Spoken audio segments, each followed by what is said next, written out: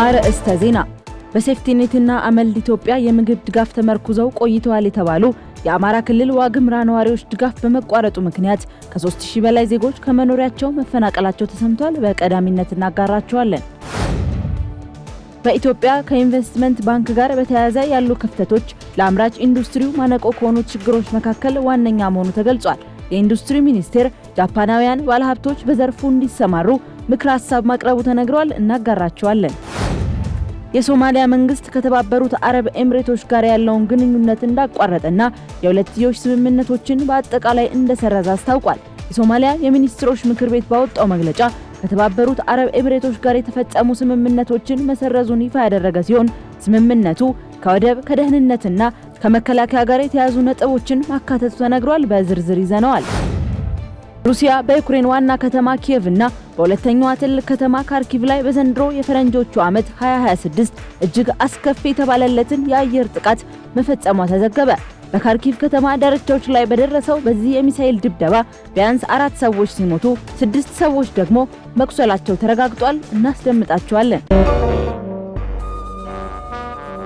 ሰላም ጤና ይስጥልኝ ሀገሬ ቴሌቪዥን ቤተሰቦቻችን እንደምን ቆይታችኋል? የዕለቱን የምሳሳት ዜናዎች ወደ እናንተ ማድረስ ጀምረናል። ከሀገር ውስጥ እንዲሁም ከውጭ ያዝናቸውን መረጃዎች ምህረት ደግፍ የማስደምጣቸው ይሆናል። በአማራ ክልል ዋግምራ ዞን የሚገኙ ዜጎች መፈናቀላቸው ተሰማ። በአማራ ክልል ዋግምራ ዞን ጳግብጅ ወረዳ በርካታ ዜጎች ከመኖሪያ ቤታቸው መፈናቀላቸው ተሰምቷል።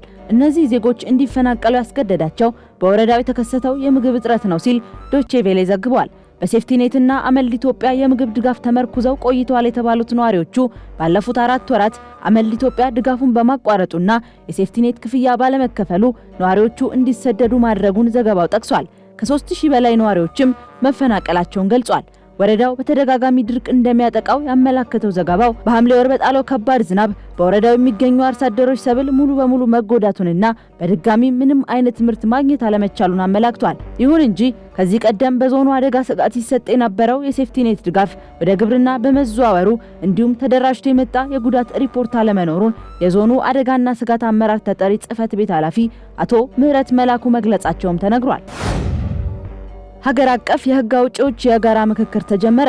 ሀገር አቀፍ የህግ አውጪዎች የጋራ ምክክር በዛሬው ዕለት መጀመሩ ተገልጿል። የጋራ የምክክር መድረኩ የመንግስታት ግንኙነት ስርዓትን ለመወሰን በወጣው አዋጅ ቁጥር 1231/2013 መሰረት ይካሄዳል ተብሏል። ምክክሩ በፌዴራል መንግስት ፖሊሲዎች፣ ህጎችና ስትራቴጂዎች ላይ ተቀራራቢ አፈጻጸም፣ የጋራ መግባባት፣ ማህበራዊ ፍትህ፣ ዘላቂ ሰላምና መልካም አስተዳደር፣ ዴሞክራሲያዊና ሰብአዊ መብት ጥበቃ እንዲሁም አንድ የፖለቲካ ማህበረሰብ ለመገንባት ያለመ ስለመሆኑ ተነግሯል። በዘንድሮ የምክክር መድረክ ወቅታዊና ሀገራዊ ጉዳዮች ተነስተው ከፌዴራልና ከክልል ህግ አውጪዎች ጋር ውይይት ይደረግባቸዋል የተባለ ሲሆን 7ኛውን ሀገር አቀፍ ምርጫ ዝግጅትና የምክር ቤቶች ሚና፣ የፐብሊክ በጀትና የፋይናንስ ትንተናና ጥናት ሰነድ እንዲሁም የህግ ኦዲት ሰነድ ላይ ምክክር እንደሚደረግም ተጠቁሟል። ኢንቨስትመንት ባንክ ላይ በትኩረት ሊሰራ ይገባል ተባለ። በኢትዮጵያ የኢንቨስትመንት ባንክ ቀደም ብሎ ወደ ስራ ለመግባቱ ለአምራች ኢንዱስትሪው ማነቆ ከሆኑት ችግሮች መካከል ዋነኛ መሆኑ ተገልጿል። ይሁን እንጂ መንግስት በአምራች ኢንዱስትሪ ዘርፍ የሚሰማሩ ባለሀብቶችን ለማጠናከር ምቹና የኢንቨስትመንት ሁኔታ እንዲፈጥር አበክሮ እየሰራ ነው ያሉት የኢንዱስትሪ ሚኒስቴር አቶ መላኩ አለበል በተለይም የውጭ ባለሀብቶችን ለማጠናከርና ወደ ዘርፉ ለማስገባት እየተሞከረ ነው ብለዋል። ሚኒስትሩ የጃፓን ከፍተኛ ባለስልጣናትንና የኢንቨስትመንት ልዑካንን ተቀብለው ባወያዩበት ወቅት ይህንን ያሉ ሲሆን በተለይም ጃፓናውያን ባለሀብቶች እንደ አግሮ ፕሮሰሲንግና ቆዳ በመሳሰሉት ዘርፎች ላይ መዋለ ንዋያቸውን ቢያፈሱ ምክረ ሐሳባቸውን አቅርበዋል። በተጨማሪም ለኢትዮጵያ አምራች ኢንዱስትሪ ማነቆች ከሆኑት መካከል ዋነኛው የኢንቨስትመንት ባንክ አለመኖር በመሆኑ ጃፓናውያን ባለሀብቶች በዘርፉ እንዲሰማሩ ጠቁመዋል። ልዑካኑም ሀገሪቱ ባሏት በተለያዩ ዘርፎች ኢንቨስት ለማድረግ መስማማታቸውን ገልጸዋል። ልዩ መለያ ኮድ የሌላቸውን ደረሰኞች መጠቀም መከልከሉ ነጋዴዎችን ቅሬታ ውስጥ መክተቱ ተነገረ። ልዩ መለያ ኮድ የሌላቸውን ነባር የሽያጭ ደረሰኞች መጠቀምን ሙሉ በሙሉ መከልከሉ በነጋዴዎች ዘንድ ቅሬታ ማስነሳቱ ተገልጿል። የገቢዎች ሚኒስቴር ከጥር 1 ቀን 2018 ዓ.ም ጀምሮ ልዩ መለያ ኮድ ወይም ኪዋር ኮድ የሌላቸውን ነባር የሽያጭ ደረሰኞች መጠቀምን ሙሉ በሙሉ እንደሚከለክልና እርምጃ እንደሚወስድ ማስታወቁን ተከትሎ በንግዱ ማህበረሰብ ዘንድ ቅሬታ እየቀረበ ይገኛል ሲል ካፒታል አስነብቧል። ሚኒስቴሩ የታክስ ስወራን ለመከላከል ይህ ውሳኔ ወሳኝ መሆኑን ቢገልጽም ነጋዴዎች ግን አዲሱ ደረሰኝ ሳይታተምላቸውና በበቂ ሁኔታ ሳይቀርብላቸው እርምጃ መውሰድ ፍትሃዊ አለመሆኑን አንስተዋል ተብሏል። በተጨማሪም ደረሰኞቹን እንዲያትም ብቸኛ ስልጣን ከተሰጠው የመንግስት ብርሃንና ሰላም ማተሚያ ድርጅት ደረሰኞቹን ማግኘት አልቻልንም በማለት ቅሬታቸውን አሰምተዋል የተባሉት ነጋዴዎቹ ለብርሃንና ሰላም በባንክ በኩል ክፍያ የፈጸምነው ከአንድ ዓመት በፊት ቢሆንም ደረሰኞቹ እስካሁን አልደረሱንም ማለታቸው ተገልጿል። ሚኒስቴሩ አሮጌዎቹን መጠቀም አትችሉም ይላል ማለቱና ያለ ደረሰኝ ከሸጥን ሕግ እንጥሳለን፣ መሸጥ ካቆምን ደግሞ መኖር አንችልም ብለዋል ሲል ዘገባው ጠቅሶታል። የሶማሊያ መንግስት ከተባበሩት አረብ ኤምሬቶች ጋር ያለውን ግንኙነት ማቋረጡ ተሰማ።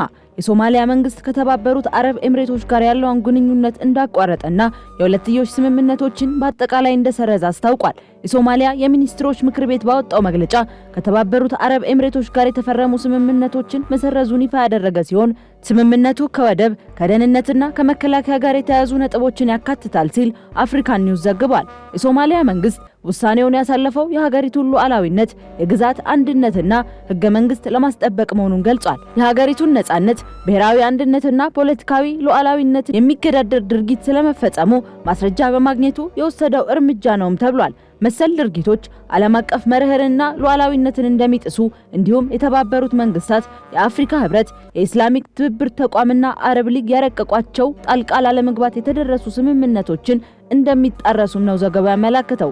ውሳኔው የሶማሊያን አንድነትና ነጻነት የሚገዳደር ድርጊትን የሚቃወሙ የሶማሊያ ዜጎችም ጭምር እንደሆነ አመልክቷል። የሶማሊያ የውጭ ጉዳይ ሚኒስትር ውሳኔውን ለተባበሩት አረብ ኤምሬቶች፣ ለአፍሪካ ህብረት እንዲሁም ለመንግስታቱ ድርጅት የሚያሳውቅ መሆኑን ገልጿል ሲል ዘገባው አስፍሮታል። ሩሲያ በዩክሬን ላይ በሰው አልባ አውሮፕላኖች ባደረሰችው ጥቃት የአራት ሰው ህይወት አለፈ። ሩሲያ በዩክሬን ዋና ከተማ ኪየቭ እና በሁለተኛዋ ትልቅ ከተማ ካርኪቭ ላይ በዘንድሮ የፈረንጆቹ ዓመት 2026 እጅግ አስከፊ የተባለለትን የአየር ጥቃት መፈጸሟ ተዘግቧል። በካርኪቭ ከተማ ዳርቻዎች ላይ በደረሰው በዚህ የሚሳኤል ድብደባ ቢያንስ 4 ሰዎች ሲሞቱ 6 ሰዎች ደግሞ መቁሰላቸው ተረጋግጧል። የጦርነቱን ሂደት የሚከታተሉ የቴሌግራም ገጾች እንደጠቆሙት በአንድ ሰዓት ውስጥ ብቻ እስከ 20 የሚደርሱ ባሊስቲክ ሚሳኤሎች ወደ ዩክሬን ከተሞች ተተኩሰዋል። የኪየቭ ባለስልጣናትም ከተማዋ እጅግ ኃይለኛ የሆነ ጥቃት እንደደረሰባትና ከፍተኛ ፍንዳታዎች መሰማታቸውን አረጋግጠዋል። ይህ መጠነ ሰፊ ጥቃት የተፈጸመው ሩሲያ ኦሬሽኒክ የተሰኘውን ሃይፐርሶኒክ ሚሳኤል ከፖላንድ ድንበር 80 ኪሎ ሜትር ርቀት ላይ በምትገኘው ሊቪቭ ከተማ ላይ በመተኮሷ በተባበሩት መንግስታት ድርጅት የጸጥታው ምክር ቤት አስቸኳይ ስብሰባ ላይ ከፍተኛ ውግዘት በደረሰባት ማግስት ነው። በተባበሩት መንግስታት ድርጅት የአሜሪካ ምክትል አምባሳደር ታሚ ብሩስ የሩሲያን ድርጊት አደገኛና ሊገለጽ የማይችል የጦርነት መባባስ ነው ሲሉ ኮንነዋል። ይህ አዲስ ውጥረት የተፈጠረው የዶናልድ ትራምፕ አስተዳደር በሁለቱ ሀገራት መካከል የተኩስ አቁም ስምምነት እንዲደረግ ዲፕሎማሲያዊ ጥረት እያደረገ ባለበት ወቅት መሆኑ ሁኔታውን ይበልጥ አሳሳቢ አድርጎታል። ሩሲያ በበኩሏ ጥቃቱን የሰነዘረችው ዩክሬን በፕሬዝዳንት ፑቲን መኖሪያ ላይ ጥቃት ለመሰንዘር ሞክራለች በሚል እንደሆነ ብትገልጽም ኪየቭ ግን ክሱን ውድቅ አድርጋለች ሲል ዘ ኢንዲፔንደንት ዘግቧል። በመጨረሻም በኢራን የተቀሰቀሰው ህዝባዊ ተቃውሞ የሟቾችን ቁጥር 538 አደረሰ። በኢራን የተለያዩ ከተሞች የተቀሰቀሰው ህዝባዊ ተቃውሞ ወደ ከፋ የኃይል እርምጃ ተሸጋግሮ የሟቾች ቁጥር ቢያንስ 538 መድረሱን የሰብአዊ መብት ተሟጋቾች አስታውቀዋል። የኢራን መንፈሳዊ መሪ አያቶላህ አሊ ካሜኒ በሰጡት መግለጫ አደባባይ የወጡትን ተቃዋሚዎች በሀገር ክህደት ፈርጀዋቸዋል። ካሜኒ በንግግራቸው እነዚህ ስርዓቱን የሚያወግዙና ንብረት የሚያወድሙ አካላት የአሜሪካውን ፕሬዝዳንት ዶናልድ ትራምፕን ለማስደሰት የሚሰሩ አሻንጉሊቶች ናቸው ሲሉ ወቅሰዋል። የመንግስት እርምጃም ተጠናክሮ እንደሚቀጥል አመልክተዋል።